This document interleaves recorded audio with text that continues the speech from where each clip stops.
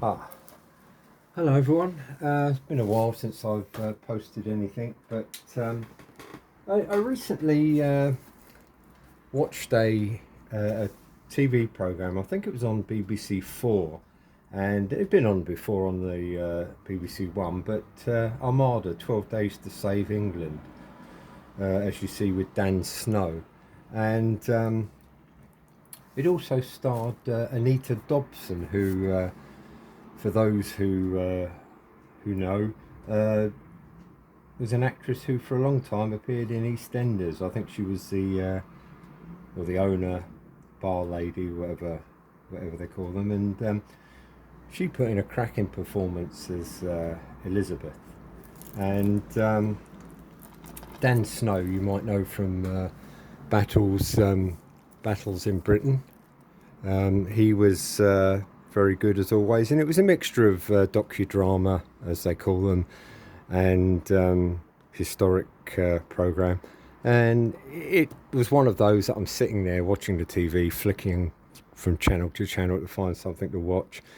And I ended up getting quite enthused about the subject. I'd not actually been much of a person for naval as opposed to military, but I quite like the sound of it. It seemed a very intriguing and exciting period of history. As is my usual routine, I sent for a couple of books, several books in fact. One of which I was pleased that it had the author's signature. It's from I think about 10 or 15 years ago, but it was essentially Felipe Fernandez Armesto, and clearly a Spanish point of view of the Armada. So I thought I'd give that a try, and then I started looking for this game, this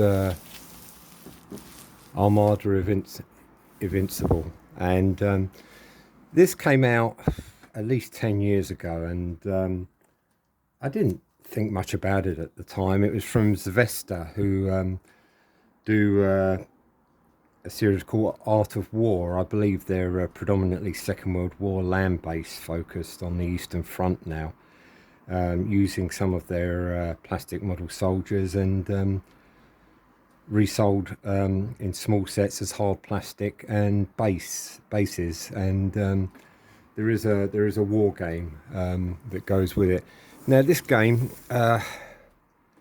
you get basically two ships, the Revenge and the San Maria. So you've got one ship on either side there. Now, some years ago, this sorry, I'll just set up a little bit for you. A few years ago, this set went for around about £50. It's around about the time of its introduction. And when I recently became interested, I looked into what was available. It wasn't available on Amazon, but it was on eBay. But there appeared to be only two, one coming out of Italy and one from somebody selling a game in the United States. And both of those with postage were coming out at £120, which is more than I was enthusiastic to pay. I scrolled on down through the different sellers, and the ships are available individually. It's about 15 to 17 pounds for the Revenge, and the Santa Maria is about £13, and that's without any of the game materials. Eventually, I came upon a seller in England who was selling it for £50 or offer. So I'm not really into the haggling, really. I find it all slightly embarrassing, and don't want to offend anyone. But my wife said, put an initial offer in of £25, and I couldn't do that. So I went to 30, expecting it to be disregarded immediately. And to my surprise, the offer was accepted. That included postage, which for a fairly hefty box I would have imagined would have been at least £8, if not £10. And so I was very pleased to actually to win the game for this price. And it's quite significant. The game comes with quite a good deal of parts. I mean, first up is quite simply the instructions for the two ships, and I've seen the two ships done to I would say a museum or collector's standard on YouTube. They are capable of being built up into quite beautiful pieces. As they can be used if you was wanting to do that. As you see here, this is simply out of the box, but they don't look too complex. They look like pretty much what you would get with a kit, and indeed, as I say, they are sold individually as kits. We're getting some very nice decals with the set, particularly the Spanish, particularly I should say the HMS Revenge. What did I say anyway? It wasn't HMS. HMS Revenge and the San Martin, I should say. I think I said I said something different, that's for sure. Anyway, I think old age, memory going, and all that. And yes, some quite nice decals. It came from Hinchcliffe Models, a part of Heinz Figures. I don't know if any of you know that company, but all sealed are the gaming components. You get cards with the values of infantry, boarding parties, and in respect of direction, wind direction, and the way you set your sails. And the book itself, it comes in two parts. There is a basic, what's called a basic captain's course. Now, for those of you who do wargaming, and it's specifically naval wargaming, this is probably fairly basic. I'm not sure what the age range is, but for myself, I struggle to make sense of a lot of these things. Anything to do with fractions, degrees, basic multiplication, to be honest. That wasn't my favourite subject at school, and so at first glance it all looks a little bit complex to me. As I say, if you know what you're doing straight off, some of you guys out there, you'll find it probably childishly simple, but these are the basic rules for both manoeuvring, wind direction, and issuing orders, plotting courses, and firing. And then you come on to a very much more substantial and Armada specific set of rules. You can add to the warships, of course. I think they're fairly generic, give or take a yard arm or two, but yes, it basically details all the components, including the movement of the infantry from one ship boarding another. At this stage, I haven't actually gone into it in any great detail, but I certainly like the look of it. I really do. It's actually got a lot to attract you. It's got the gaming side, and it's got the modelling side, which I think is fairly substantial. As I say, I've seen some of the models really done up with rigging and all sorts, and they're looking good. We've then got a scenario book with a number of scenarios relevant to the different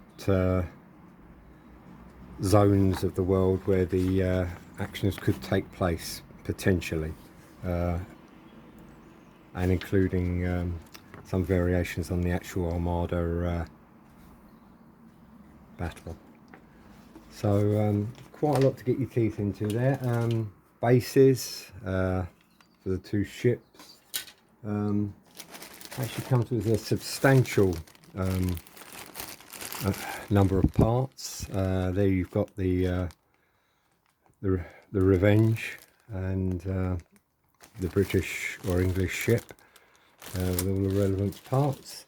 They come with the sails fully set, which can be, you know, I've seen people weathering them very nicely, them looking very accurate. The actual Spanish ship, the San Maria, and then you have a set of cards, which I believe is number of guns to fire. So I shall, as I say, I shall look into all of this. Number of gaming tokens, which seem to have they seem to represent wind direction, sail, and firing.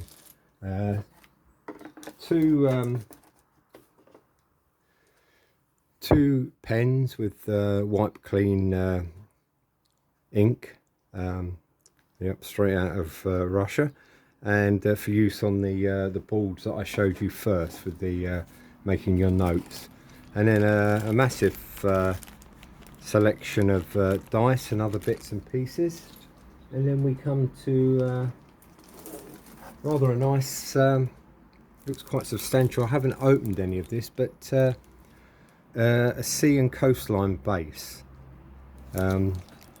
There's I would say there was enough there to cover this dining table, and finally a set of the ships that you could actually model in detail. So yeah, quite a lot going on here. Not my first love really, but I have to say quite a nice kit, and I was very pleased. As I say, £30 when some of the others are going for 120. I've actually finished my Empress Miniatures 1930s colonial troops, the Northwest Frontier, a Highland regiment and an English regiment, and some Indian troops with 4.5 inch gun, or I would have had the 4.5 inch gun. The kit came without instructions, and well, anyway, I found it a little bit confusing. I ended up I thought I'd done it rather well at first, and then I found that I'd actually glued some of the parts together, and trying to loosen them up again, I snapped a base and an axle, and so that was the end of that. So you know, I the only thing I could go by was the illustration of the or photograph of the 4.5 inch gun on Empress's site, and it didn't show an awful lot, so maybe they could put in a little set of instructions. I love their figures, but I've had similar problems actually with the two armoured cars I bought. They seem to be beautiful models on the top, and then underneath they seem to some of the fenders and mud guards and axles are either sort of non-existent, or they seem a little bit crude, to be honest. That's my own impression. You know, it's probably my own failing, not Empress's, but I found them a little bit difficult to put together. I'm using super glue and resin onto metal. Wasn't actually binding too well at first. I mean, I've washed them and everything, but yeah, I mean, it's probably my own failings, I would admit, but I wasn't as happy with the armoured cars, which I'm still putting together, as I was with the figures, which are absolutely exquisite. I'll be showing them in another video. I hope this has been of some interest. As I say, I was very pleased not only to get this kit, but to actually score a bargain for once. You know, it doesn't happen very often, but it was my wife's fault. She told me to haggle a bit, and so I did, and it shows you what you can do. But anyway, I hope you guys are all well. I just saw Ralph's video this morning. Very lovely harbour scene, which was very therapeutic, Ralph, I have to say. Enjoyed that immensely. Anyway, I hope you're all well, and forget all of your names. You know who you are, but all the best, and hopefully we'll be meeting up at some point in some way at some show when all this nonsense is over. But thank you very much for watching. Anyway, goodbye.